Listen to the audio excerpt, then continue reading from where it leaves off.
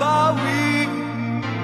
Ating kalayaan kay tagal na nating mithi, di na papayagang mabawi muli.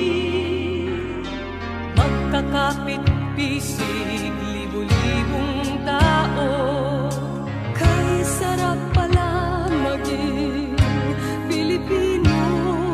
Sama-sama iisa ang adhikain, kailanman di na paaalipin. Ang iyong Pilipino sa mundo,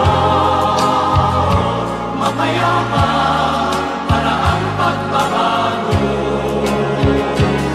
Katotohanan, kalayaan, katarungan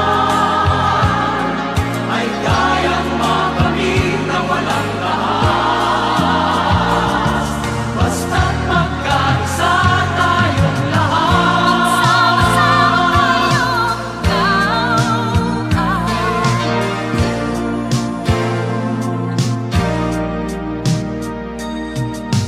Basta nang nagaganap sa aming bayan, magkasama ng mahirap at mayaman,